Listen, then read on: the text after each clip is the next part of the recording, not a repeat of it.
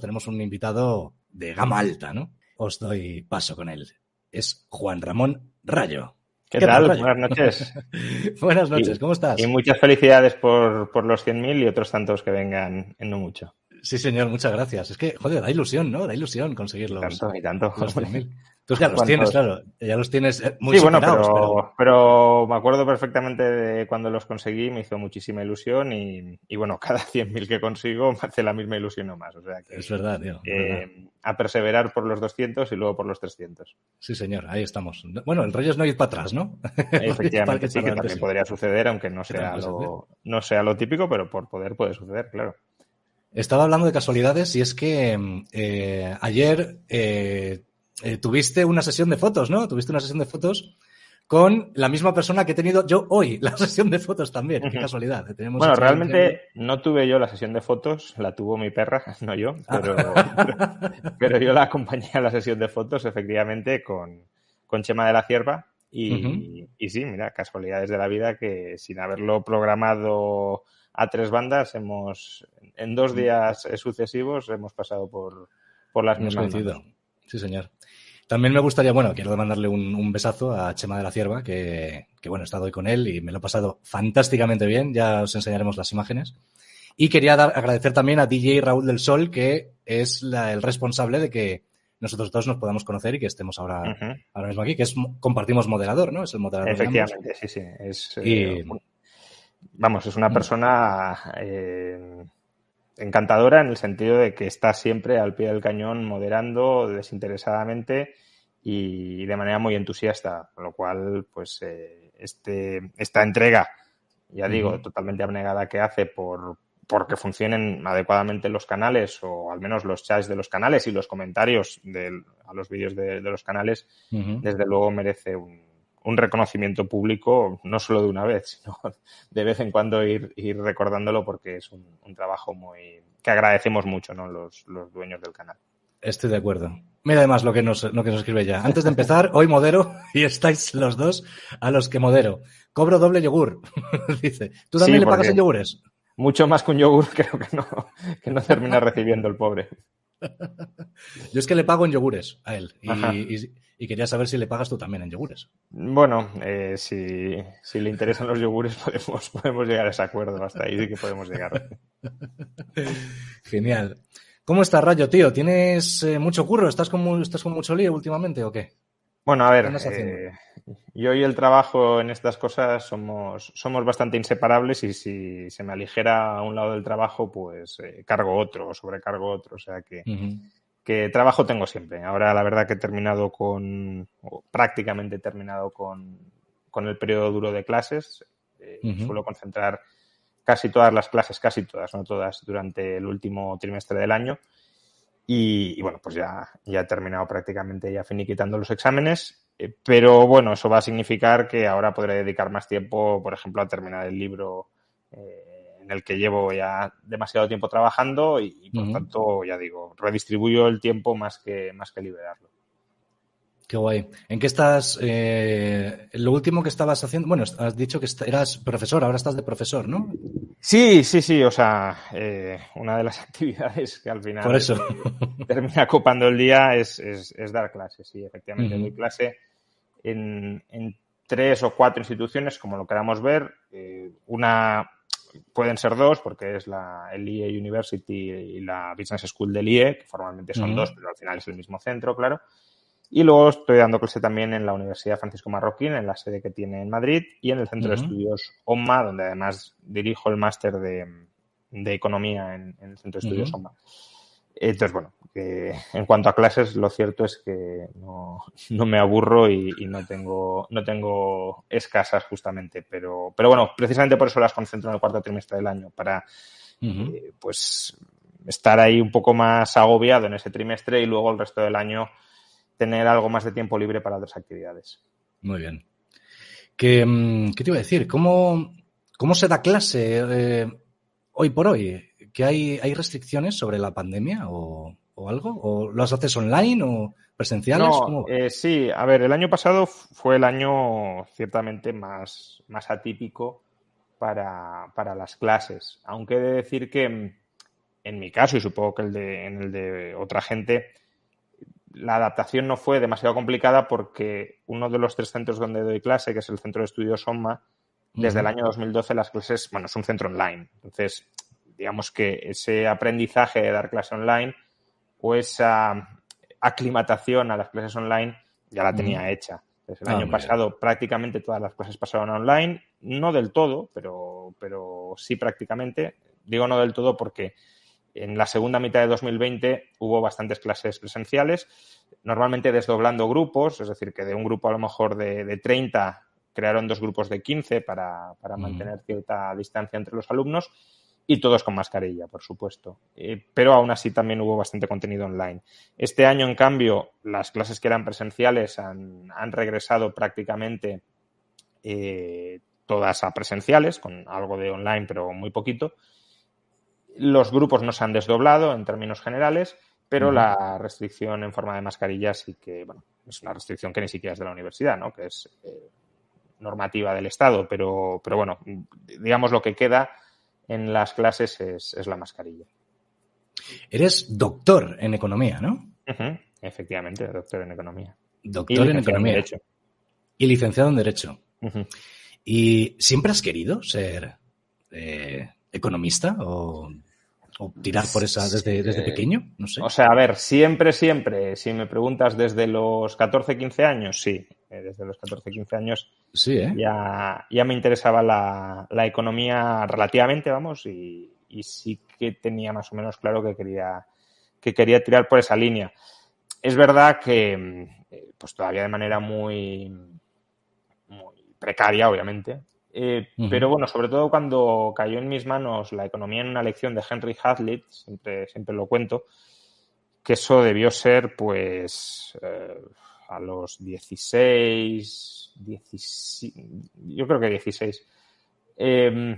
Ahí digamos que se revalidó totalmente mi idea de estudiar economía, porque es un libro que al menos a mí y a otra gente también le ha pasado, ¿no? Te vuelca, te supone un vuelco muy grande a tu manera de entender el mundo, a tu manera de entender el mundo a los 15, a los 16 años, que tampoco es que sea una manera muy compleja.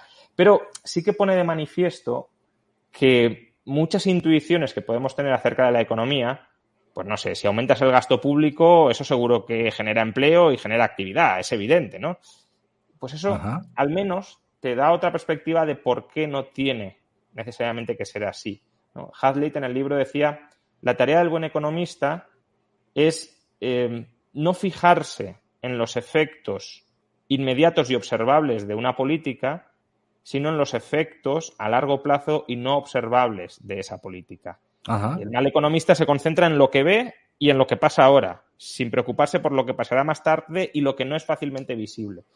Y claro, ese cambio de chip, de tener que preocuparte por estudiar cuáles son esos efectos a largo plazo, esos efectos no directamente visibles, pues eso, que si el gasto público, por ejemplo, se financia subiendo impuestos, claro, esos impuestos se han extraído de algún lado y ese lado del que se han extraído es riqueza que se deja de generar, ¿vale? Si tú ves la riqueza que generas supuestamente con el gasto público, pero no ves la que se deja de generar porque ha subido impuestos para financiar el gasto público. Esa idea tan sencilla que se aplica en el libro en muchos casos, pues te da una perspectiva de economista y esa es la perspectiva que me dio a los 16 y que en cierto modo pues me reafirmó en mi deseo de estudiar y profundizar en la economía.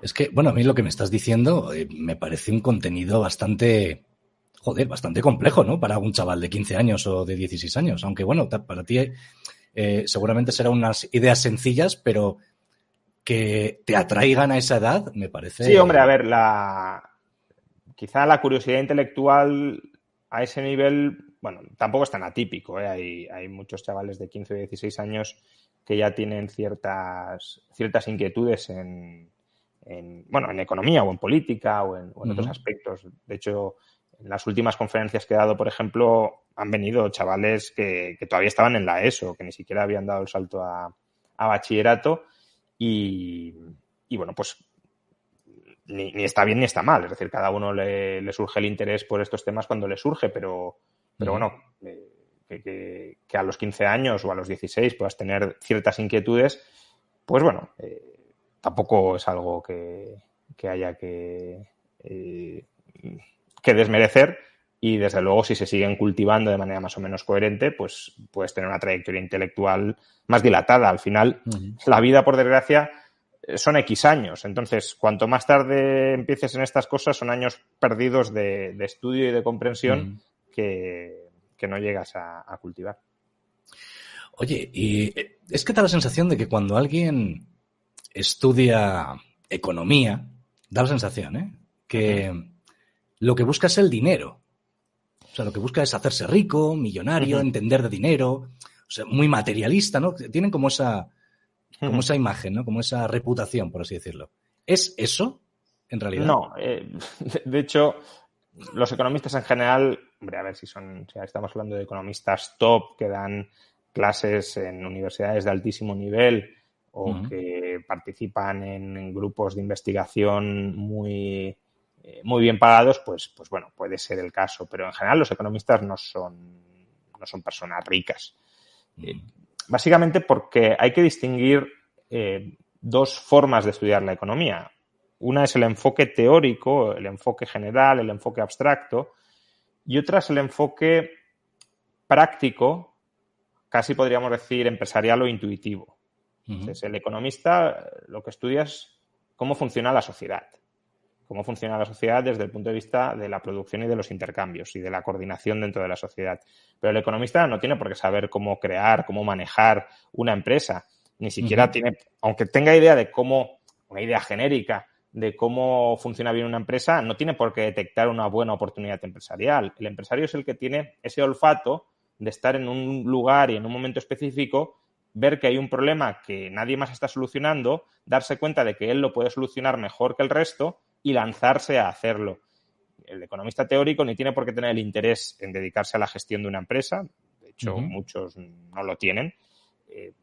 Por ejemplo, no tengo esa pasión de crear y dirigir una empresa. Hombre, si el tiempo fuera infinito, a lo mejor sí, pero al final tienes que priorizar y dices, bueno, pues, ¿qué prefieres? ¿Dedicarte a comprender mejor cómo funciona la sociedad o dedicarte a crear una solución a un problema económico concreto en un momento determinado? Y en mi caso y en el de muchos otros economistas, pues prefieres dedicarte al estudio para entender cómo funciona la sociedad. Pero aunque te llamara esa faceta, no tienes por qué tener las habilidades. Es decir, puedes ser premio Nobel de Economía y no saber cómo crear una empresa, cómo dirigir sobre el terreno una empresa, cómo detectar una oportunidad de negocio.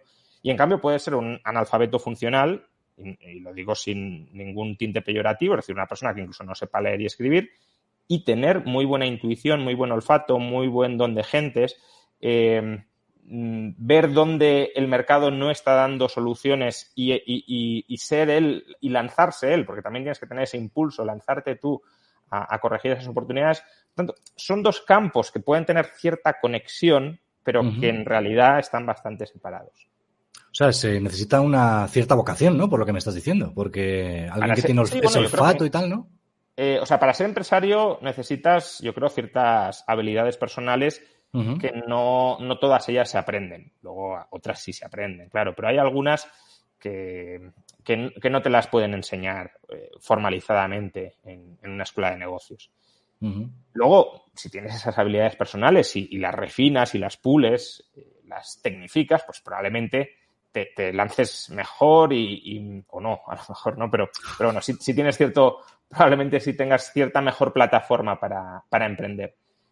Pero que a ti te den conocimientos formales de MBA, que además eso no es ni siquiera ciencia económica, eso es pues artes empresariales, si lo queremos, sin desmerecerlo, digo, simplemente son dos campos distintos. Aunque te den a ti esas artes empresariales y te instruyan en ellas, si no tienes ciertas facultades personales y, por supuesto, cierta vocación, porque un empresario que no quiera ser empresario fracasará, porque el empresario ha de estar, sobre todo si no quiere que se lo coma la competencia, ha de estar continuamente viviendo y repensando el proyecto empresarial en el que está metido, pues si no tienes vocación, ciertas aptitudes, por mucho conocimiento que intentes conseguir sobre cómo crear una empresa o dirigir una empresa, no vas a triunfar. Tú desde pequeño, cuando decías que te empezó a atraer esto, y bueno, supongo que iría un poco de manera natural, ¿no? Cada vez empezarías a tenerle más curiosidad, ¿no? Entonces empezarías a indagar y tal. O sea, digamos que te ha llevado la vida en ese camino, o de repente cuando descubriste ese libro dijiste, hostia, pues a mí me gustaría ser esto de mayor. O sea, No. Ya te digo, yo a los 15 más o menos ya me interesaba la economía y a los 16 debió ser, cayó en mis manos el libro y el libro me reafirmó en el interés muy inicial, claro, que tenía sobre la economía.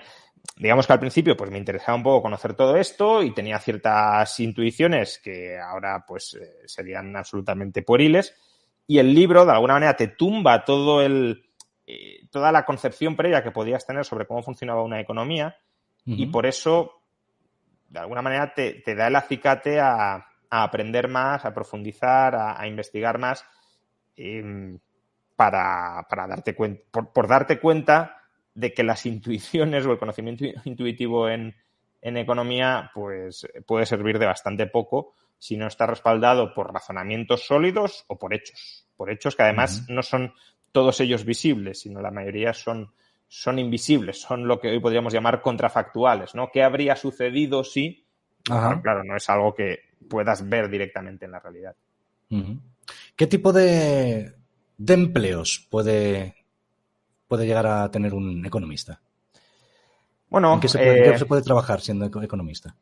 A ver, al final los economistas podríamos decir que tienen como tres campos o tres. Bueno, a ver, cada vez más la economía se va orientando hacia el lado cuantitativo y si tienes una especialidad muy fuerte, una especialización muy fuerte en técnicas cuantitativas, aunque las hayas estudiado dentro de la economía, ahí puedes entrar en casi cualquier cosa. Pero, digamos, el economista tradicional tiene como tres papeles o tres roles, ¿no? Uno sería el puramente académico, que es el de investigación, que esto en parte es un poco aparentemente endogámico, ¿no? La gente estudia economía para posteriormente enseñar a otros a que estudien economía. Tiene cierto sentido eso. Hay una parte del conocimiento en cualquier sociedad que si no se va renovando, que si no se va puliendo, pues se pierde. Y la cuestión es, ¿a una sociedad le interesa que haya al menos algunas personas que sepan de economía o que sepan de filosofía o que sepan? Pues sí, es decir, es un conocimiento que más vale que no se pierda, y en el caso de la economía, además, yo creo que queda mucho por avanzar y queda mucho por mejorar para, por ejemplo, orientar las políticas públicas o para destruir, aunque sean las políticas públicas, ¿no? Entonces, ese sería una posible salida, la de la academia. Otra sería el mundo empresarial, pero no el mundo empresarial como empresario, porque ahí ya he querido establecer la diferencia, pero sí como, digámoslo así, analista de coyuntura o casi podríamos decir futurólogo. Asesor, ¿no? Asesor de... Sí, asesor. Futurólogo no en el sentido más de futuribles, ¿no? De futuribles, ¿no? Sí, bueno, si yo más o menos sé cómo funciona una sociedad o un sistema económico, a ver, sabiendo que el futuro no lo puede prever nadie, pero hay una mayor, aunque sea en un porcentaje muy pequeñito, hay una mayor previsibilidad si entiendes ciertas restricciones. O sea, al menos sabes que no puede pasar, sabes que es algo más probable que pase, y bueno, ese conocimiento a un empresario, sobre todo si estamos hablando de alguna gran empresa, donde hay mucho capital en juego, si se toman malas decisiones, pues le puede ser útil. Y la tercera posible salida del economista, estoy hablando en términos muy genéricos, claro, sería trabajar en el Estado, trabajar en la confección de políticas públicas, no solo de políticas públicas, también de bases estadísticas, pero bueno, alrededor, porque las bases estadísticas luego son necesarias para las políticas públicas, entonces en el sentido más amplio, trabajar para el diseño, para la orientación, para la asesoría, pero no de una empresa, sino de las políticas públicas que aplica o que no aplica, porque uno puede ser asesor para que no se apliquen ciertas políticas públicas, un Estado. Mira, quiero enseñarte este mensajito de Ikirby, que nos dice: sería un honor para mí recibir un saludo de su grandeza, don Juan Ramón Rayo. Hombre, grandeza nada, pero un saludo muy fuerte de Kirby y gracias por el interés. Qué bien. ¿Te gusta recibir esta clase de cariño de la gente? Pues recibes un montón de cariño, yo. O sea, no, sí, el cariño que... sí me gusta, claro. O sea, lo agradezco, cómo no. Otra cosa es que a veces se utilizan expresiones absolutamente grandilocuentes, como en este caso, e inmerecidas, y eso me ruboriza un poco. Pero bueno, desde luego, el cariño o, bueno, pues no sé si admiración, entre comillas, pero el seguimiento. Sí. El seguimiento sí lo agradezco, desde luego. ¿Y lo contrario? ¿Recibes mucho también? No, afortunadamente, bueno, a ver, por redes sociales muchísimo. Eso no. Sobre todo por ciertas redes sociales, el grado de toxicidad es exagerado. Sí. Supongo que como muchas otras personas que tienen exposición. Claro, yo no estoy, por ejemplo, en el tweet line de otras personas y no puedo comparar, pero bueno, el mío, concretamente Twitter, por otras redes sociales no es tan exagerado, está bastante infectado de insultos y de ataques más o menos, no sé si concertados, pero sí ataques que, a ver, el tema de Twitter es que aunque no esté concertado, rápidamente se viraliza y se vuelve algo que parecería que está concertado sin que necesariamente tenga por qué serlo, ¿no? Entonces, en redes sociales muchísimo, especialmente por Twitter. En persona no. En persona no. La verdad que nunca he tenido una experiencia desagradable en ese sentido. Nunca se me ha acercado nadie o sea, alguna vez a lo mejor tratar de discutir con muy buenas formas algo, pero a increpar, a insultar nunca. Y eso también lo agradezco. Lo cual, por cierto, pone de manifiesto que las redes sociales sirven como una especie de pantalla para que muchas personas se comporten como jamás se comportarían cara a cara. Es decir, perder la vergüenza o fanatizarte detrás del anonimato, que no es que esté en contra del anonimato, ni mucho menos, pero sí sería bueno que cada persona, a lo mejor en redes sociales, hiciera el ejercicio de plantearse si lo que va a decir, si lo que va a escribir, lo diría o lo escribiría en cara, enfrente de la persona a la que se lo está dirigiendo, y quizás así se rebajarían un poco los niveles de toxicidad si se contara hasta 10 con esta introspección, ¿no? De todas formas, yo creo que mucho hate de lo que podemos recibir puede ser también de gente que no lo ha pensado, o sea, ni siquiera que lo estén diciendo en serio, sino que simplemente quieren ver la reacción de otro, ¿no? A ver si le contestas o no le contestas. Sí, no, está claro. Por eso digo que esas mismas personas delante de ti no dirían eso y lo dicen a través de redes sociales, ya sea porque, bueno, pues la coartada del anonimato les permite decirlo sin pasar vergüenza o sin exponerse ellos personalmente, o simplemente porque buscan esa viralización, que es, pues eso, conseguir la mayor cantidad de likes o de retweets, tratando de ser en algunas ocasiones ingeniosos, sí que a lo mejor haya mucha base detrás. De nuevo, es la dinámica de las redes, no estoy pidiendo ni que Twitter cambie el algoritmo, ni que el Estado se meta ahí, faltaría más. Pero bueno, el ejercicio de replantearse uno mismo qué estás escribiendo o qué vas a escribir y en qué sentido eso que escribes o que vas a escribir lo harías también en frente de la persona a la que se lo estás dirigiendo, sí creo que es un ejercicio que muchos deberían practicar. ¿Te divierte recibir hate? A ver, la verdad es que me he inmunizado bastante contra eso, porque al final, claro, recibes tanto que ya te insensibilizas. Lo cual tampoco es bueno, porque hay veces que el hate esconde críticas que sí son buenas o sí son legítimas. Y claro, como ya al final te critican cualquier cosa, tengan razón o que no, pues como que no haces mucho caso a las críticas, y a algunas, desde luego, sí que habría que hacerlas.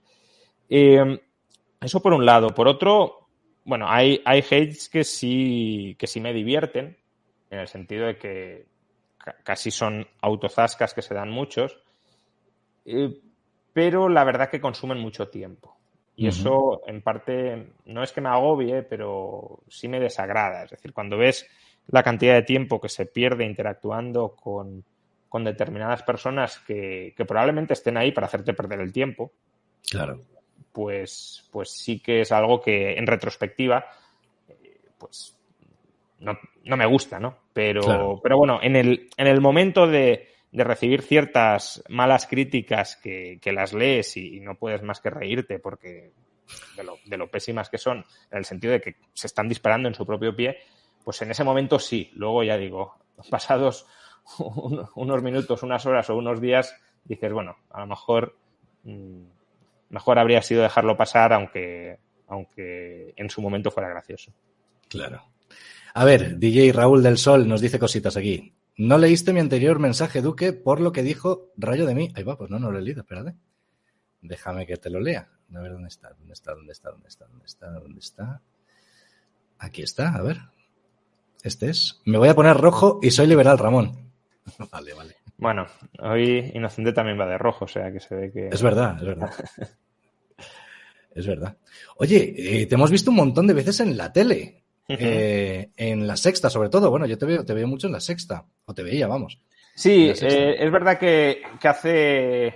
Yo creo que hace ya un par de meses que no estoy yendo tanto, pero no por ellos. Es decir, ellos me han seguido llamando, pero no me resulta tan fácil como hace años acudir a los platos los sábados por la noche. Y bueno, pues es comprensible que si uno no puede acudir o no puede acudir con tanta frecuencia como antes, pues busquen otras salidas. Lo digo porque hay gente que está diciendo, has dicho algo y te han dejado de llamar por ese algo. No tiene nada que ver. De hecho, me consta que ellos estarían encantados de que pudiese seguir acudiendo con regularidad, pero por desgracia no es tan fácil. Y bueno, pues obviamente buscan otras salidas si tú no puedes. No sé hasta dónde puedes hablar, ¿no? De cosas de la tele que yo te pueda preguntar, pero bueno, yo hasta donde puedas, ¿vale? Si hay algo que te ponen en un compromiso, lo que sea, pues evidentemente no lo dices y ya está, ¿vale? Pero bueno, yo te pregunto porque tengo mucha curiosidad. Yo es que critico mucho a los medios de comunicación en mi canal, ¿no? Les critico muchísimo. De hecho, es que les tengo bastante manía. En muchas, y en concreto en la Sexta, ¿no? Bueno, La Sexta, tanta manía que la tengo que la dejé de ver. Tú fíjate que yo la veía mucho precisamente para criticarlo, ¿no? Para criticarlo con conocimiento, porque no digo, oye, es que la odio gratuitamente. No, lo que quería eran cosas muy puntuales que yo intentaba pues señalarlo y decir, a ver, tío, esto no se puede hacer de esta manera, ¿no? O bueno, la crítica que fuera. Y entonces, claro, tengo preguntas que yo me puedo imaginar, pero claro, no las he corroborado. ¿Hasta qué punto programas como La Sexta Noche, que en el que aparecías tú y tal, hasta qué punto son reales? ¿O hasta qué punto son simple espectáculo de circo? A ver, es difícil, yo creo que en la televisión actual, distinguir el formato del programa de un cierto espectáculo, un cierto show. Tal como está configurado el programa, es decir, por la insistencia en turnos muy breves, por buscar la polarización en el debate. Claro, en turnos breves no te da tiempo a profundizar demasiado en ninguna idea, y si además presentas ideas que están muy confrontadas, pues bueno, es que al final te sale algo de show. Es verdad que eso no sabes si es un motor de embrutecer, digámoslo así, a la sociedad, o si es la sociedad embrutecida la que demanda ese tipo de contenido. Lo que nos podríamos plantear es, si hoy en televisión se desarrollara un programa como La Clave, que es quizá la referencia de programa serio, en profundidad, tal, ¿qué audiencia tendría? No lo sé, ¿eh? Estamos viendo que a través de YouTube, pues debates mucho más sosegados y mucho más en profundidad se ven también muchísimo.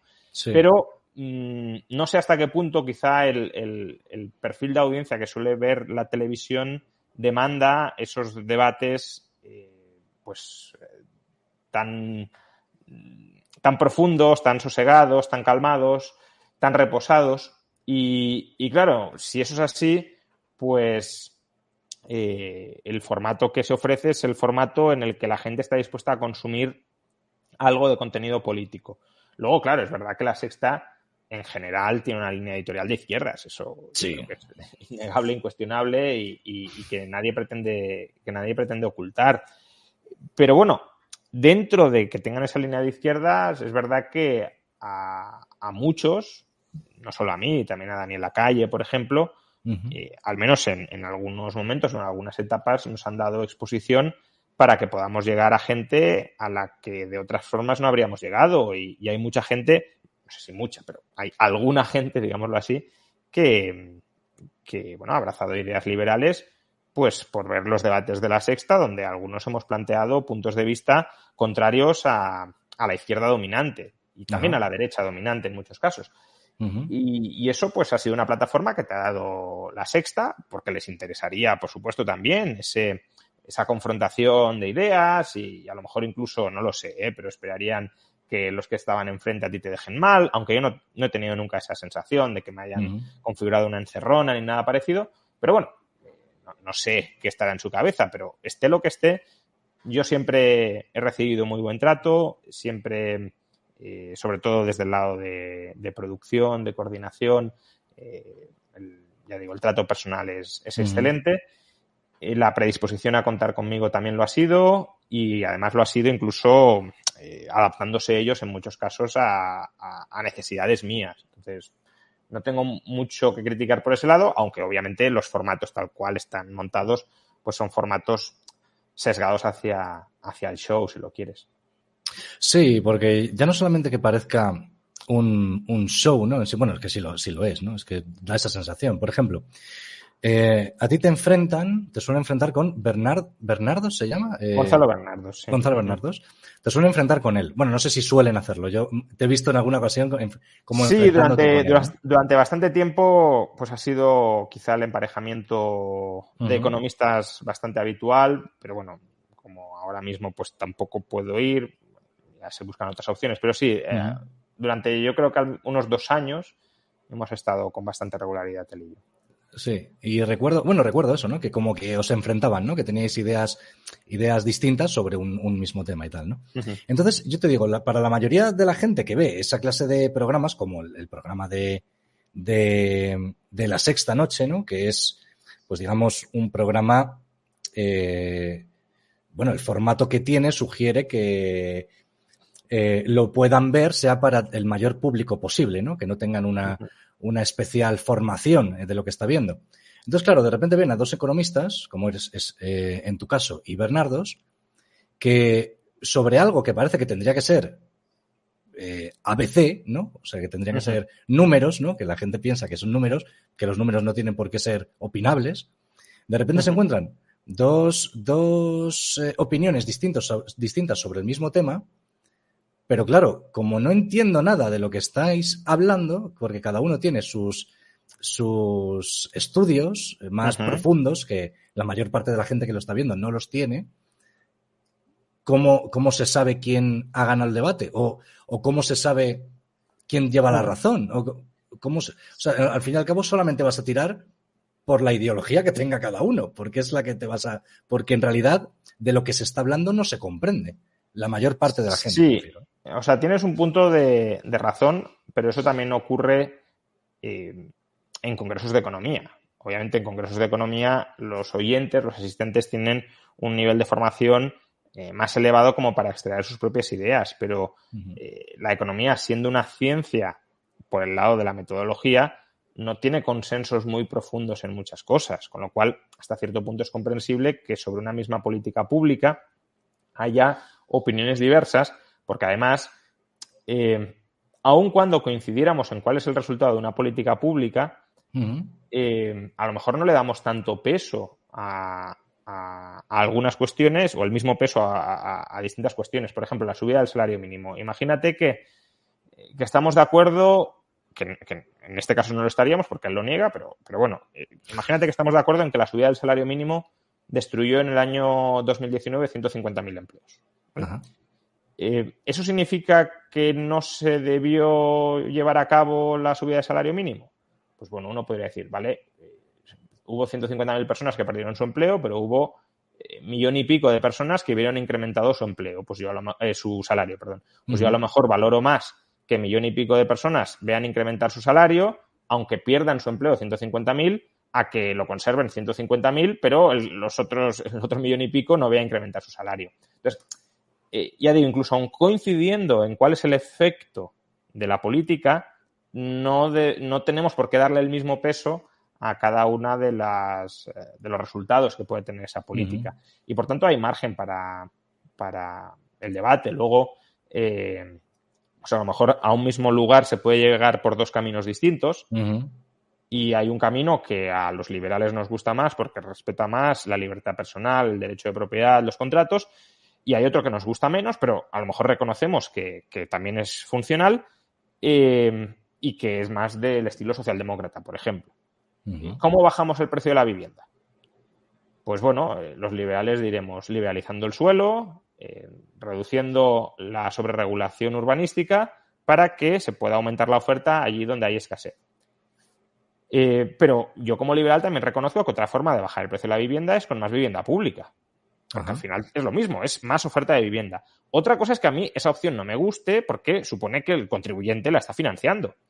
Pero bueno, en todo caso estamos de acuerdo en cuál sería el efecto, que sería menor precio de la vivienda. Entonces, Bernardos, digámoslo así, podría apostar desde esa perspectiva por más vivienda pública, porque él tiene unas convicciones ya no económicas, sino morales o filosóficas menos liberales, más socialdemócratas, más estatistas, y yo, en cambio, apostaría por liberalizar el suelo, por desregular muchos aspectos de la legislación urbanística para poder solucionar ese problema, pero sin quebrantar los derechos individuales de las personas. Muy bien, muy bien. A ver, quiero a los superchats que tengo que ponerlos, que luego se me enfadan. Muchas gracias, Susana Menéndez, por el superchat. A ver, ¿qué más hay por aquí? Que he visto otro. Aquí está. A ver, Pablo P. dice, buenas noches. Se es conocedor de que te gustan los animes, que te gustan animes One Piece y Death Note. Pero, ¿sueles ver animes asiduamente o solo eres seguidor de esos en concreto?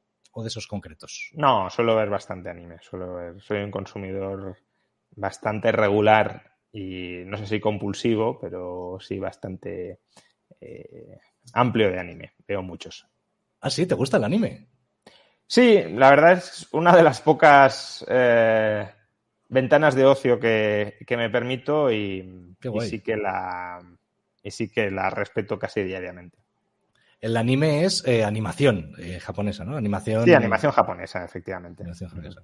Porque el cómic es manga, ¿no? Es que estoy... La versión de cómic japonesa sería el manga, efectivamente. Es manga y en versión animación en movimiento, decimos, es anime. Guay. Y luego Raúl, nuestro querido Raúl, nos dice, ¿qué te pasa por la cabeza al escuchar a tertulianos decir tonterías sin sentido? Y te das cuenta de que no tienen ni idea de lo que hablan. ¿Qué se te pasa por la cabeza? A ver, yo creo que ellos mismos son conscientes de que no tienen mucha idea de lo que hablan. Nos pasaría a cualquiera. Es decir, si fuéramos todos los días a televisión a hablar de todo, pues por necesidad el grado de profundidad que podríamos tener de todos los asuntos sería muy, muy, muy estrecho, porque es que no se puede saber de absolutamente de todo. Luego habrá periodistas, si lo queremos, un poco más honrados, que pese a ser conscientes de que no saben de todo de lo que van a hablar, intentan informarse para poder decir algo con cierto criterio, aunque, claro, ¿cómo sabes que eso es el criterio? Porque si no sabes, pues, ¿cómo distingues lo que tiene buen criterio o mal criterio? ¿No? Pero bueno, al menos rellenar con algo más de que simplemente decir lo primero que se te pasa por la cabeza. Pero yo creo que también terminas entrando en una dinámica, en una rueda, por eso yo cuando de alguna manera tuve la opción de meterme en esa rueda, nunca quise entrar así. Yo creo que al final caes en una dinámica también de ni siquiera informarte. Porque si al final tienes que hablar pues un minuto y medio de cada tema y cada día hay 20 temas distintos, pues más o menos si tienes ciertas tablas, puedes simular como que sabes algo del tema y a lo mejor es la primera noticia que tienes.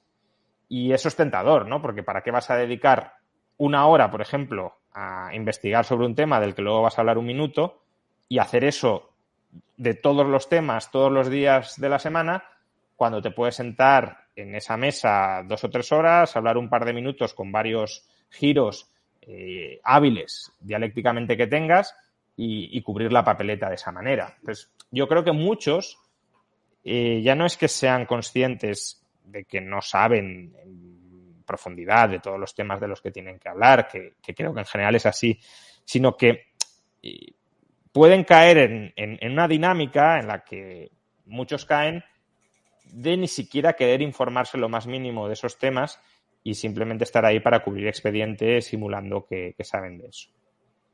Eso es un poco lo que me refería antes cuando te he preguntado, porque si evidentemente lo que acabas de decir, ¿no? Que hay gente que tiene tablas haciendo eso, digamos, colándosela al público, ¿no? Diciendo hacer... O sea, es una actuación en realidad, ¿no? Y evidentemente si cuanto más tiempo estés haciendo eso en esa clase de programas, pues claro, más habilidad tienes. Sí, claro, y claro.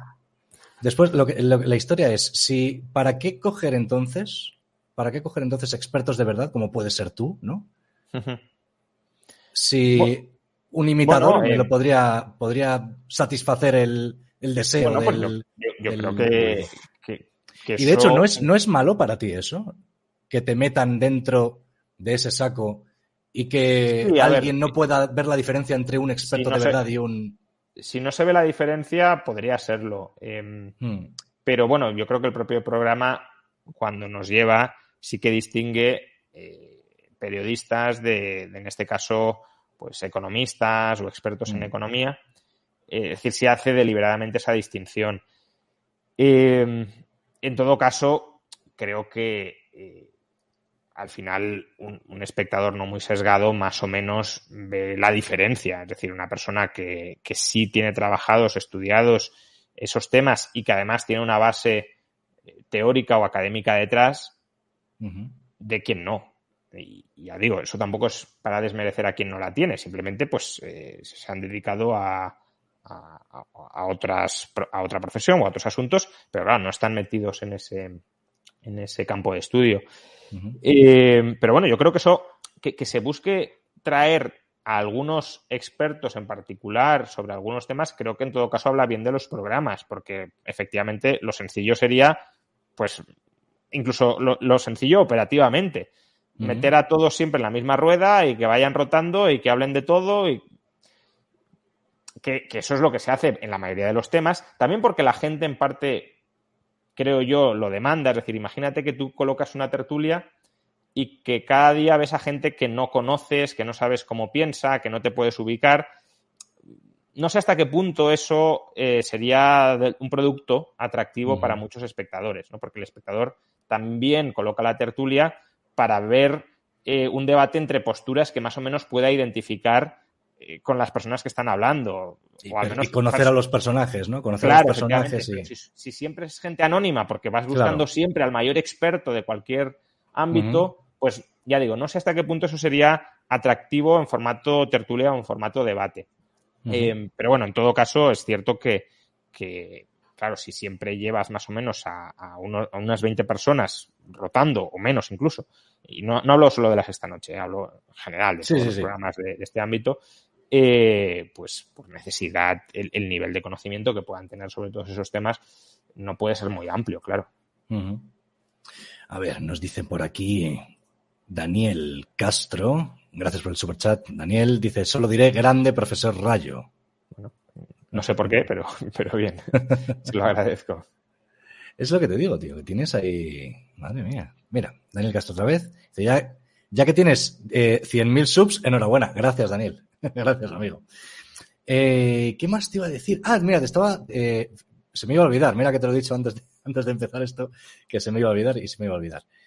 El tema de la propiedad intelectual. Quería saber tu opinión sobre el tema de la propiedad intelectual, porque he leído en un tuit que estabas en contra de la propiedad intelectual. Y quería saber que yo ni siquiera lo llamaría propiedad intelectual. De hecho, históricamente no se llamaba así, se llamaba monopolio, ¿no? La propiedad intelectual, como la conocemos hoy, surge del Estatuto de los Monopolios en Inglaterra. Y a ver, la propiedad tiene sentido cuando tenemos que economizar o tenemos que racionar el uso de un bien que es de consumo rival. Es decir, que si lo consumes tú, no lo puedo consumir yo. Una manzana. Pues alguien tiene que ser el propietario para determinar quién se come la manzana. O te la comes tú o me la como yo, pero los dos, bueno, nos podemos comer media manzana, claro, pero la media que me como yo no te la puedes comer tú, ¿vale? Entonces, bueno, los liberales decimos la propiedad es el dominio absoluto sobre cada uno de los bienes y se adquiere o por ocupación pacífica originaria, es decir, si tú encuentras algo que no es de nadie, que no tiene dueño y lo incorporas en tus planes de acción, pues como no estás perjudicando a nadie por apropiarte de ese algo, porque nadie estaba utilizando ese algo, te lo puedes quedar. Y a partir de ese momento puedes excluir a los demás porque eres tú quien puede determinar qué uso se hace o no se hace de ese bien. Los demás podrán determinarlo en su propiedad, pero no en la tuya. Pero como digo, esto tiene sentido para los bienes que son de consumo rival. O lo usas tú o lo uso yo. Las ideas no son un bien de consumo rival. Tú tienes una idea y yo puedo hacer una copia de esa idea y tú puedes seguir utilizando esa idea y yo utilizar mi idea. De hecho, bueno, esto ya sería más para temas de crecimiento económico, pero, o sea, de teoría económica un poco más avanzada, pero uno de los grandes potenciales que tienen las ideas para desarrollar las sociedades es que no hace falta crearlas cada vez desde cero. Es decir, una vez Einstein descubre algo, ese algo ya se puede difundir. Es la base de otra cosa. Sí, y además ya la puede utilizar todo el mundo. No hace falta que cada uno de nosotros lo volvamos a redescubrir. En cambio, una maquinaria o una máquina, si tú fabricas una máquina y yo quiero usar esa máquina, tengo que fabricar otra. Tú usas la tuya, yo uso la mía. O sea, tú estás utilizando tu micrófono y yo estoy utilizando el mío.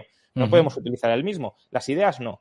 Por ejemplo, si este set o el tuyo pues tiene una técnica de iluminación determinada o una colocación del micro determinada que sea mejor que otra, esa técnica la puedes aprender tú, la puedo aprender yo, la podemos utilizar los dos sin crearla o redescubrirla desde cero. Entonces, las ideas no son un bien de consumo rival. Y, por tanto, establecer derechos de propiedad, es decir, derechos de exclusión sobre algo que no es de consumo rival, lo que busca es generar una escasez artificial donde no la hay. ¿Y para qué busca generarla? Busca generarla para rentabilizarla, ¿vale? Porque, claro, si concedes un dominio absoluto sobre una idea a alguien, ese alguien puede explotarla económicamente en régimen de monopolio. Y sabemos que los monopolios en economía pueden obtener beneficios extraordinarios frente a empresas que son no monopolísticas, que son competitivas. Entonces, la idea es, si le damos beneficios extraordinarios al monopolista de las ideas, tenderá a producir más ideas. Esa es la lógica detrás de la propiedad intelectual. Que gane mucho dinero el que produce nuevas ideas para que así esté incentivado a producir más ideas. Eso tiene dos problemas. Uno, que no solo se genera valor creando nuevas ideas, sino sobre todo generalizando esas ideas, y la propiedad intelectual dificulta que se extiendan, que se difundan esas ideas, porque el creador tiene un monopolio sobre las mismas. Y luego que no es evidente, es decir, la evidencia al respecto no es nada concluyente, no es evidente que dar ese monopolio sobre las ideas incentive la creación de nuevas ideas. Muchas veces lo que hace, de hecho, es paralizar la creación de nuevas ideas. Tanto porque para crear ideas necesitas utilizar ideas y, por tanto, si te encarecen el uso de ideas que están protegidas por propiedad intelectual, tienes más difícil construir sobre ellas, cuanto porque si ya tienes una renta, digámoslo así, monopolística sobre ideas que tú has creado, ¿para qué vas a crear nuevas ideas si ya puedes vivir de las rentas de ese monopolio, ¿no? Entonces, lo que pasa es que no es tanto las ideas, o sea, lo de la propiedad intelectual, no estoy yo, me corrígeme si estoy equivocado, pero el tema este de las ideas, ¿son las ideas en realidad de lo que estamos hablando? Porque las ideas no se pueden registrar. Por lo menos en España no se puede hacer. O sea, sí, cuando tú vas a registrar una idea idea en sentido muy amplio. Es decir, una aplicación de una idea, una aplicación industrial, una aplicación técnica de una idea, sigue siendo una idea. Una idea más aplicada, si lo quieres, pero es una idea. No no es una idea abstracta y general, eso no lo registras. Efectivamente, una fórmula matemática, por ejemplo, no la puedes registrar. Eso Ahora, es. una innovación, que no es más que una idea sobre cómo utilizar, no sé, o una vacuna, por ejemplo. ¿Una vacuna qué es? Pues una vacuna es una idea sobre bueno, pues cómo componer ese medicamento, ¿no? Eso sí lo puedes patentar, y si lo patentas, cierras el acceso a la reproducción de esa idea a que otras personas puedan utilizar su propiedad a partir de esa idea. Es decir, una farmacéutica que conozca el contenido de cómo desarrollar la vacuna, aunque al final no es tan sencillo, porque puedes conocerlo y no ser capaz de reproducirlo, pero imagínate que conoces el contenido, eres capaz de reproducirlo, pero la patente te prohíbe usar esa información en tu propiedad. Y por tanto le da a la farmacéutica que la ha patentado un monopolio temporal, supuestamente, luego se van extendiendo muchas veces más, pero te da un monopolio temporal sobre la explotación económica de esa idea concreta. Entonces, ¿te parecería bien que alguien desarrollara, no sé, el plano de una casa o de un edificio y tú ver ese plano, ese edificio, sacarle una foto y hacerlo tú por tu lado? O sea, ¿Eso es una idea? Dices. Un arquitecto, por ejemplo, sí. Sí, por supuesto. Un plano, o sea, eso sería el plano sería una idea, como la que estás hablando tú. El plano es la aplicación de una idea. Sí, es la aplicación de una idea. Cuando digo idea me refiero a información, si lo queremos vale. en un sentido más amplio en general. Es decir, el plano, claro que es información sobre cómo construir una casa. ¿Vale? Sí, entonces, pero es una información que ha llevado además, o sea, se necesitan unos estudios y un talento, claro, para llegar a hacerlo y tal. Sí, puedes necesitar lo que quieras, pero al final es información. Lo que quiero decir que esa información, tú mismo lo estabas diciendo, yo puedo hacer una foto y la puedo replicar. Entonces, esa idea no es realmente escasa. Puede ser escaso si lo quieres la gente que quiere dedicarse a crear esas ideas, y puedes decir que si no hay incentivos económicos para que creen esas ideas o generen esa información, no la crearán. Pero de lo que se trata en esos casos es de que el valor no esté meramente en la información, sino en un extra que tú puedas ofrecer con esa información. En el caso de un arquitecto, primero que un arquitecto puede proteger de manera no especialmente compleja su secreto industrial, y luego que el valor lo aporta también en todo el trabajo posterior que hace aplicando sobre el terreno el plano en la construcción de un edificio. Pero si vamos a otros trabajos intelectuales que a lo mejor sí son más fácilmente copiables y donde a lo mejor el creador ahí no se vea muy bien cómo obtendría remuneración, pues, escritores o músicos, por ejemplo. A ver, un escritor, ¿cómo puede obtener remuneración al margen de la publicación de su libro? Pues puede obtenerlo, incluso si lo queremos de una manera muy básica, que es vendiendo libros firmados por el escritor. Eso es lo primero. Incluso el escritor, yo no tengo nada en contra, claro, de que un escritor diga, mira, la editorial a la que yo he autorizado a publicar mi libro es esta, por favor, compren los libros a través de esta editorial. Aunque otra editorial los publique, pero por favor, compradlos a través de esta. Y luego también puede ganar dinero a través de conferencias, que de hecho, realmente los escritores, como ganan dinero normalmente, bueno, si hay alguno que sea superventas absoluto, no, pero el escritor promedio, como gana dinero, sobre todo es con conferencias, ¿vale? Y es un producto que ahí no puedes de alguna manera copiar, ¿no? Los músicos, pues los músicos, por ejemplo, a través de conciertos. Bueno, ahora ya no tanto, bueno, pero ahora se podría hacer con los NFTs, por ejemplo. Lo que te iba a decir, pues con discos firmados, pero bueno, ya eso ya ha pasado casi a la prehistoria, pero se podría hacer perfectamente con NFTs, ¿no? Entonces, eso es. De lo que se trata es de generar nuevo valor que no requiera de que el Estado te conceda un privilegio sobre la explotación de una información. Ya entiendo. Damos pasos a los superchats que se me acumulan, sino.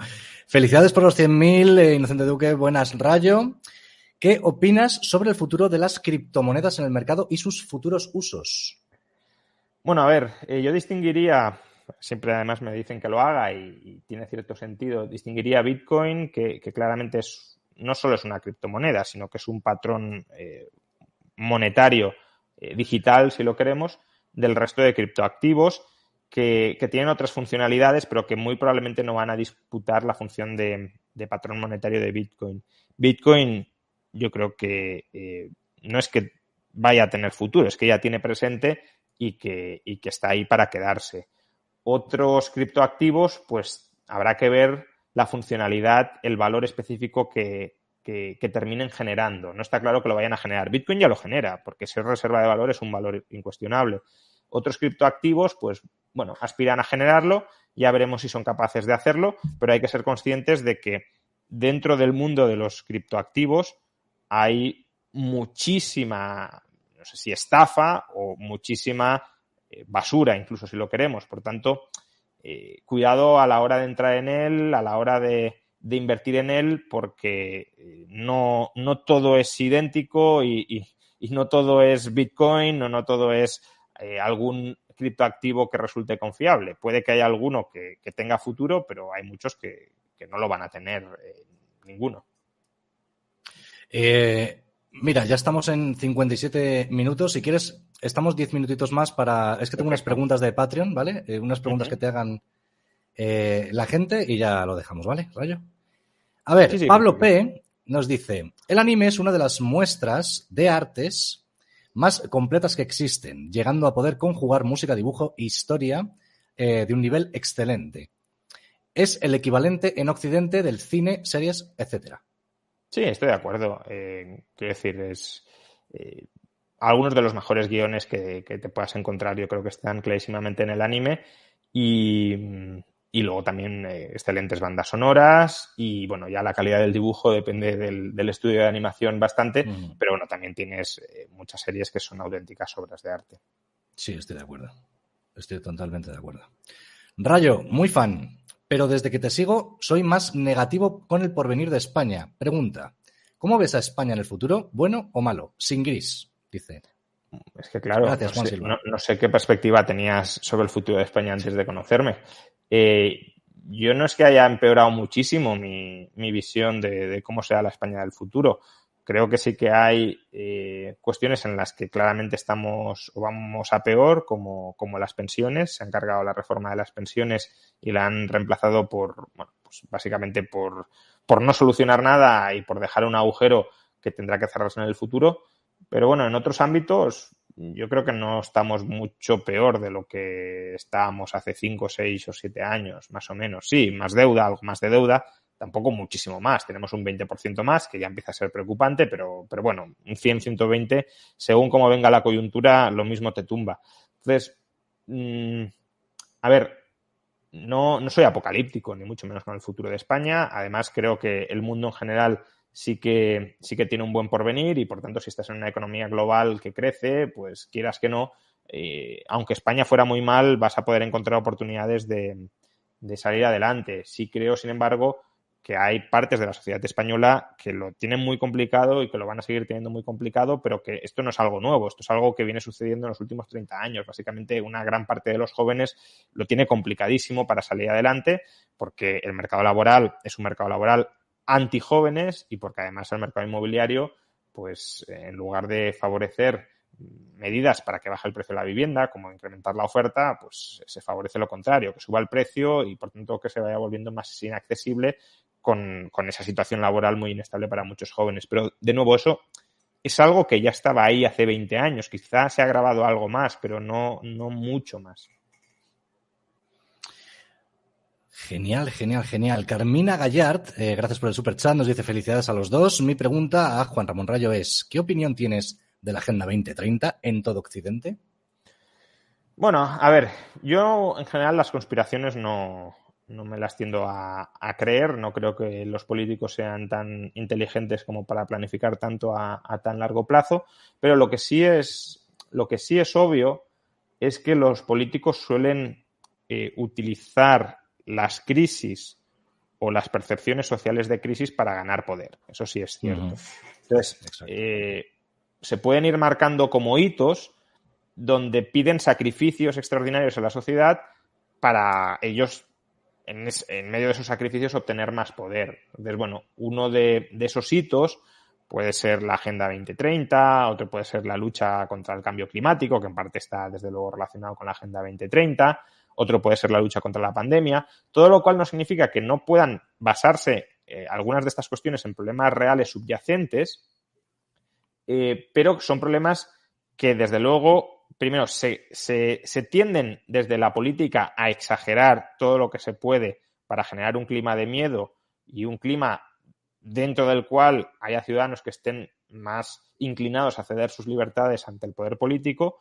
Y por otro, muchas de las soluciones que se plantean a esos problemas reales son soluciones únicamente orientadas desde el poder político, porque lo que les interesa no es tanto solucionar el problema, sino acrecentar su poder. Muy bien. Ahora doy paso a las preguntas de Patreon, ¿vale? Muy bien. Son 3 preguntitas, ¿vale? Perfecto. 3 preguntitas y ya nos vamos. Mira, pregunta para Rayo, me dicen aquí, es ¿de verdad quieres que muera la gente? Bueno, eso creo que Bernardos nunca lo llegó a decir tal cual, pero dijo algo parecido. Bueno, yo creo que en ciertos debates y ciertas argumentaciones, básicamente lo que hacen es presuponerle la maldad a los liberales para así no tener que ir a los argumentos. Y muchas veces ese presupuesto de maldad está como oculto, como subyacente, pero sin explicitarse, y otras, no sé si por desesperación o incluso por show, emerge de la forma más ridícula posible, y una de esas formas ridículas pues es esta. A ver, que lo tenía aquí. Aquí está. ¿Qué opinión te merece el pasaporte del bicho? Es que no sé si se puede decir mucho esa palabra por aquí, por YouTube. ¿Estarías dispuesto a luchar de alguna manera para que no se implante en caso de que estés en contra? Claro. O sea, creo que en este tema primero necesitamos mejores datos epidemiológicos incluso para llegar a poder justificar desde un punto de vista técnico este pasaporte o esta restricción a determinadas formas de contacto social, pero creo que en términos generales no puede existir justificación para el mismo, porque esta decisión es una decisión que se tiene que tomar, ya digo, en términos generales de manera descentralizada. Es decir, yo estoy a favor de que el dueño de un bar pueda decir si usted no está vacunado o si usted no lleva mascarilla, aquí no puede entrar. Ahora, que el Estado obligue a todos los dueños de un bar a que pongan en esa tesitura a todas las personas, eso me parece ya no una agresión a la libertad de la persona que quiere entrar al bar, sino una agresión a la libertad del dueño del bar para decidir cómo ordenar su casa, su negocio o su espacio privado. Y por tanto, si es perfectamente factible, y lo es, que cada cual decida si quiere exponerse a riesgos, pues admitiendo a todas las personas a su local. De nuevo, ¿qué riesgos? Es por lo que decía antes, que necesitamos mejores datos epidemiológicos para cuantificar exactamente si esos riesgos son muy importantes o no, pero en cualquier caso, imaginemos que lo son. Pues ya es cada dueño del bar o cada dueño de un supermercado o cada dueño de un centro de trabajo o cada persona en su casa quien ha de decidir si se quiere exponer a ese riesgo, si otros que entran ahí porque el dueño lo autoriza se quieren exponer también al riesgo de aquí no hay ningún filtro, entra cualquiera y por tanto me puedo contagiar o no. Bueno, pues ya digo, si se pueden descentralizar esas decisiones, pues que se descentralicen y que no se tomen de manera centralizada imponiéndose sobre la libertad de todas las personas. Mira, tengo aquí un interesante. Yo creo, bueno, te lo voy a formular tal y como me lo han pasado, ¿vale? Dice, pregunta para Rayo. Hace un tiempo escribió un tuit, aunque hablando en tercera persona, pero es hacia ti, ¿vale? Se refiere a ti. Hace un tiempo escribió un tuit donde apoyaba una suerte de vacunación obligatoria de cara a una pandemia. Luego permutó su tesis reconociendo que él, como todos, podía cambiar de opinión, apoyando las restricciones de entrada e interacción a los no vacunados, citando, por ejemplo, la exigencia de vacunación por parte de una empresa a sus trabajadores. La pregunta aquí es, ¿dónde queda el respeto por el proyecto de vida del otro cuando lo conmino, presionándolo coercitivamente, pulsando en diversas necesidades, de trabajo en este caso, hacer algo que va en contra de su voluntad? O sea, haces bien en matizar porque yo creo que nunca he apoyado que el Estado apruebe ese tipo de restricciones. Pero si se refiere a que los dueños, como acabo de explicar hace un momento, los dueños de un bar, los dueños de un centro de trabajo, puedan exigir vacunación o no exigirlo, si así lo deciden, pues respondo, ¿no? Aunque voy antes a lo de que defendí la vacunación obligatoria. Yo creo que en algunos supuestos extremos la vacunación obligatoria podría llegar a ser exigible. Es decir, imaginemos una enfermedad que sea verdaderamente contagiosa y que sea verdaderamente mortal en un porcentaje muy elevado de los casos y disponemos de una vacuna que, por ejemplo, no es que impida que el virus actúe, pero sí dificulta enormemente la transmisión del virus. Pues bueno, en ese caso creo que habría un argumento bastante fuerte a favor de la vacunación obligatoria, sobre todo si la vacuna sabemos perfectamente que es segura y demás. Creo que ese supuesto no es el que tenemos exactamente ahora, porque la vacuna es verdad que aparentemente reduce el riesgo de contagiarte y, por tanto, si no estás contagiado, reduces el riesgo de transmitirlo, pero sobre todo la vacuna es importante porque reduce el riesgo de sufrir síntomas graves de la enfermedad. Por tanto, es una vacuna donde se está internalizando muy bien los beneficios de vacunarte o donde no estás recibiendo los beneficios de no vacunarte. Si no te vacunas, pues te expones a un mayor riesgo, pero es una decisión perfectamente legítima en lo que respecta a ti, ¿no? Entonces, yo creo que en este caso, y de hecho escribí un artículo en contra de la vacunación obligatoria, creo que en este caso no aplicaría digamos, los requisitos muy fuertes para llevar a una conculcación cierta de la libertad, como sería la vacunación obligatoria. En cuanto a lo otro, bueno, cuando decimos que el liberalismo es el respeto al proyecto, o el respeto irrestricto al proyecto de vida de las personas, es de ambas personas. Entonces, si una persona no quiere relacionarse con alguien que no esté vacunado, es perfectamente legítimo que esa persona no se quiera relacionar con la otra. Si le imponemos a una persona que se relacione con otra persona, no estamos respetando su proyecto de vida. Entonces, un empresario o los trabajadores de un centro de trabajo podrían perfectamente decir: yo aquí no quiero trabajar, o yo aquí no quiero que haya trabajadores que no estén vacunados. Y eso creo que sí es una decisión legítima que pueden tomar tanto los trabajadores en ese centro de trabajo como, sobre todo, el propietario, el dueño de ese centro de trabajo. De la misma manera que es perfectamente legítimo que otro centro de trabajo no quiera exigir ningún tipo de vacunación y que acepte a todo tipo de trabajador. De hecho, si muchos centros de trabajo no quieren contratar a trabajadores no vacunados, pues, digamos, sea más barato contratarlos en otros. Con lo cual habrá empresarios que tendrán incluso el interés crematístico, si lo queremos ver así, en contratarlos. Pero, en cualquier caso, la pregunta iba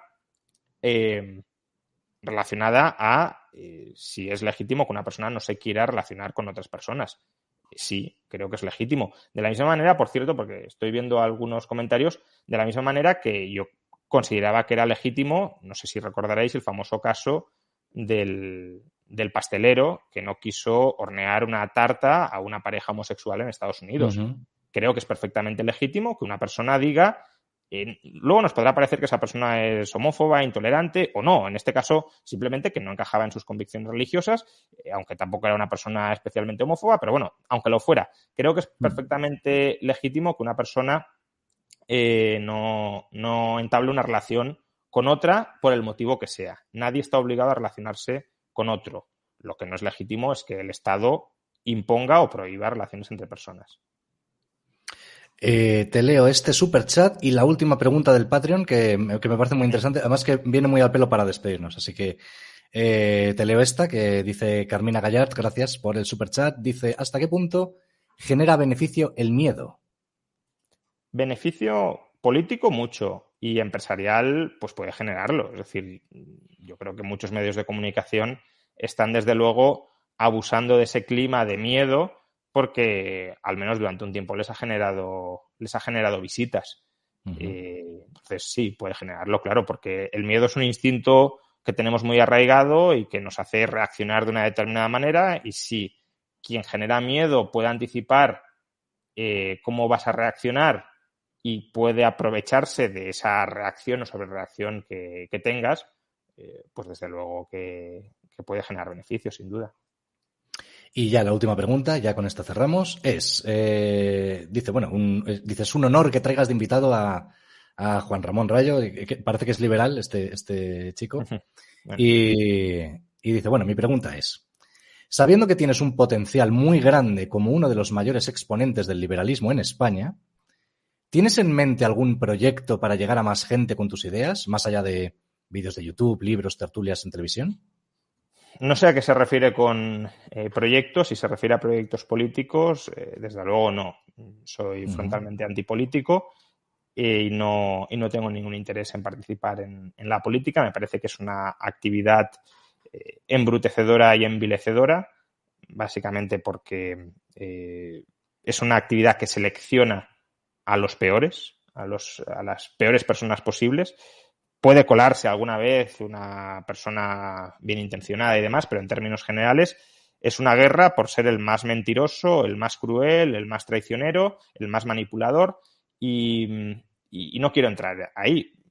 Yo prefiero hacer el de contrapoder, si lo queremos, yo y mucha otra gente, claro, no estoy diciendo que yo desempeñe una tarea esencial ni mucho menos, pero yo y otra mucha gente, y yo, actuar de contrapoder a los políticos y al poder estatal, ¿no?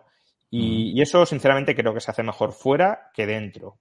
Luego, si aparecen políticos con pues cierta inclinación liberal, desde fuera los puedes ir, de alguna manera, supervisando, fiscalizando, para que efectivamente no se corrompan, no degeneren, no se desvíen hacia posturas antiliberales. Y para eso necesitas gente, sea yo o sea cualquier otra persona, gente que esté fuera de la política, que no tenga un interés alineado en conquistar el poder con ese grupo de políticos. Imaginemos que todas las personas liberales se metieran en política. Entonces, ¿quién controla a esos liberales? No los controlaría nadie, al menos no desde un punto de vista liberal.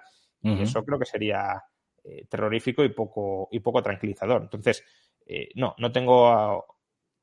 Vamos, es que además personalmente no lo aguantaría, más allá de la visión que crea que deben jugar los comunicadores o los filósofos o los economistas liberales, pero no tengo absolutamente ninguna intención de entrar en política. Al contrario, tengo una muy firme intención de no entrar jamás. Mira, ponía unos ejemplos aquí. Dice, estaba pensando, por ejemplo, en una serie de documentales que está presentando, por ejemplo, Jesús Huerta del Soto y tal. Bueno, a ver, no tengo sí. nada programado, pero ese tipo de cosas, desde luego, no me cierro. Lo que no sé cuán eficaces son. Es decir, no sé si tiene más impacto subir un vídeo prácticamente al día en YouTube o hacer una serie de documentales que a lo mejor pues ven, no sé, 30.000, 40.000 personas. No lo sé. De todas formas, claro. Si lo que estamos planteando son formatos más profundos con los que llegar a la gente, ahí, por supuesto, yo sigo trabajando diariamente y es además la actividad que más me enriquece intelectualmente, que es escribir, la escritura de libros. Y eso, pues bueno, cuando termino uno, empiezo con otro, aunque sea como un proyecto de aprendizaje y de descubrimiento intelectual. Sí, bueno, decía que la razón de la pregunta era, bueno, que desde su opinión, que dice que todo el conocimiento que transmite se queda como diluido en una cantidad inmensa de vídeos de YouTube y que a veces habría que, pues eso, que para que fueran mucho más virales, pues habría que buscar a lo mejor otro tipo de formato o tal, no sé. Bueno, puede ser. De todas formas, estas cosas, decía antes que yo no tengo inclinación empresarial. Bueno, quizá no sea del todo cierto, porque un canal de YouTube también, en cierto modo, es una empresa, ¿no? Una empresa, ya no digo por la monetización y demás, sino un proyecto de emprendimiento.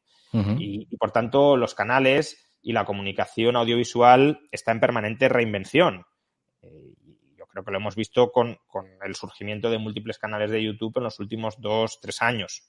Ha cambiado radicalmente el panorama de comunicación, no solo en España, sino en gran parte del mundo. Bueno, pues esto está continuamente cambiando. Entonces, en 2-3 años, pues a lo mejor aparecen nuevos formatos, a lo mejor el canal sigue creciendo y uno se plantea, pues, proyectos más más ambiciosos. De momento no tengo nada pensado, pero desde luego no me cierro puertas ahí sí que no digo que no a proyectos pues distintos para transmitir las ideas liberales, pero desde luego no la política. Genial. Bueno, decía él también, así es como cierra la pregunta. Dice, a todo esto no soy quien para cuestionar tu gran labor y creo que todos los liberales te debemos nuestro reconocimiento. Un afectuoso saludo. No, bueno, está bien que se cuestione. Si al final cuestionando y cuestionándote es como pues no te duermes en los laureles y piensas cosas nuevas y tratas de innovar, tratas de rectificar. Si al final todo conocimiento no deja de ser bastante provisional y por tanto las críticas, sobre todo si son honestas y bien intencionadas, son bienvenidas siempre. Carlos Pérez Amador, gracias por el superchat. 2 grandes juntos, 2 creadores de ideas. Enhorabuena y gracias por vuestro trabajo. Muchas gracias, Carlos, tío. ¿Y qué más? Pues ya está, Ramón. Perdona, Rayo. Bueno, Juan Ramón, Rayo, como prefieras. Me ha salido así de repente. Rayo. Nada. Que muchísimas gracias, macho. ¿Has estado a gusto? ¿Has estado bien? Muy a gusto. ¿Sí? Una entrevista atípica, pero sí, precisamente por atípica, entretenida. Muy bien. Oye, muchas gracias. Rayo, pues tío. Nada, muchas gracias, Inocente, y muchas gracias a toda tu audiencia por haber aguantado hora y cuarto de esta entrevista. Gracias, tío. Chao, chao.